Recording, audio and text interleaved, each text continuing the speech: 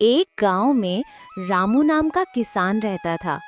वो मेहनत तो खूब करता, लेकिन उसके घर खाने जितना अनाज भी नहीं बचता, क्योंकि उस पर बहुत कर्ज था।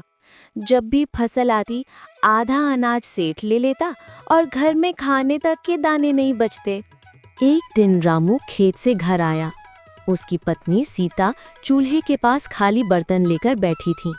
आज घर में एक दाना भी अनाज नहीं है। अब क्या करें? बच्चे को क्या खिलाएंगे? रुको, मैं दुकानदार से मांग कर देखता हूँ। रामू दुकानदार के पास गया। भाई जी, मुझे 2 किलो चावल दे दो। देख रामू, तू जब तक मेरा पहले के पैसे नहीं देता, मैं तुझे चावल का एक दाना भी नहीं दूंगा। मैं आपके पूरे पैसे दे दूंगा। भाई जी, मुझे अभी थोड़ा सा ही चावल दे दो। घर में खाने को एक दाना राशन नहीं। घर में बच्चे भी भूखे हैं।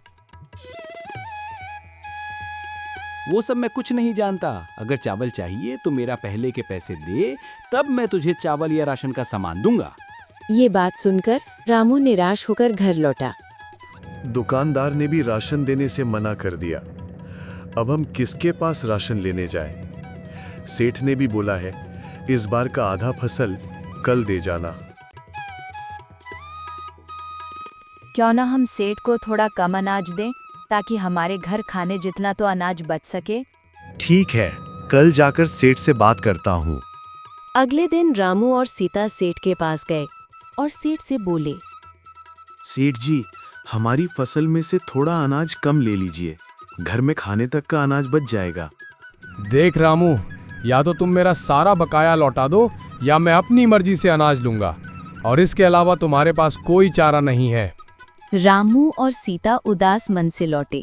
रास्ते में रामू बोला, मैं खेत जा रहा हूँ, आते वक्त कुछ खाने को ले आऊंगा।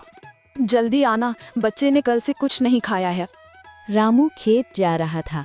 जंगल पार करते हुए उसने पेड़ से फल तोड़े। तभी उसकी नज़र जमीन पर पड़े एक खाली मटके पर पड़ी। रामू ने मटका उठाया और सोचा, चलो इसमें फल रखकर घर ले चलता हूँ। लेकिन जैसे ही उसने फल मटके में डाले, वे फल अचानक सोने में बदल गए। रामू चौंक गया। उसने और फल मटके में डाले, वे भी सोने में बदल गए। रामू घर लौटकर सीता से बोला, सीता, देखो ये मटका जादुई है। इसमें डाला कोई भी सामान सोने में बदल जाता है।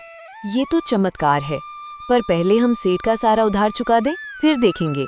रामू ने मटके से कुछ सोने के फल बेचे, कर्ज चुकाया और अपनी जमीन छुड़वा ली। धीरे धीरे उसके पास धन बढ़ने लगा। गांव वाले हैरान थे, लेकिन सेठ सब देख रहा था। एक दिन उसने खिड़की से रामू को मटके से सोना निकालते देख लिया। आहा, यही राज है।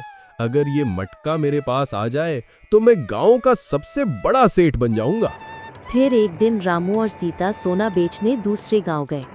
उनके पीछे पीछे सेठ आया और मौका पाकर मटका उठा ले गया। तभी पीछे से रामू आता है और बोला, मटका कहाँ चला गया? लगता है हमारे पीछे से कोई आया और मटका ले गया। हमारी किस्मत में शायद इतना ही लिखा था। अब सेठ मटके में फल डालकर सोना बनाने लगा। धीरे धीरे उसके मन में लालच पड़ता गया। उसने सोचा, अगर मैं अपनी सारी जमीनें बेचकर फल ले लूं तो मैं और धनवान हो जाऊंगा।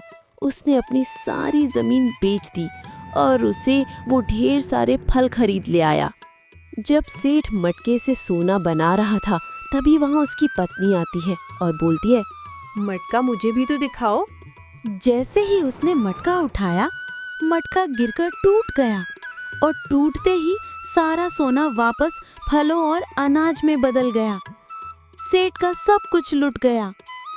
सेठ रामू के पास रोते हुए गया और बोला, रामू भैया, मैंने तुम्हारा मटका चुराया था, लेकिन मटका मेरी पत्नी के हाथों से गिरकर टूट गया।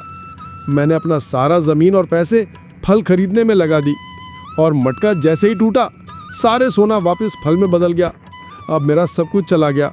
तुम ही मुझे बचा सकते हो। रामू गुस्से में था, लेकिन सीता ने कहा, जो होना था हो गया, गुस्से से क्या मिलेगा? रामू थोड़ी देर सोचा और बोला, सेठ जी, लालच ही आपको इस हाल में लाया, लेकिन मैं आपकी तरह नहीं हूँ और मैं आपको माफ करता हूँ। रामू ने बड़ा दिल दिखाया उसने सेठ को कुछ पैसे दिए और कहा, ये लीजिए कुछ पैसे और अपनी जमीन वापस ले लीजिए। याद रखिएगा, लालच का परिणाम हमेशा बुरा होता है।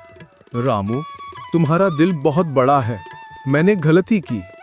सचमुच लालच का फल हमेशा कड़वा ही होता है। और वीडियो देखने के लिए क्लिक करें।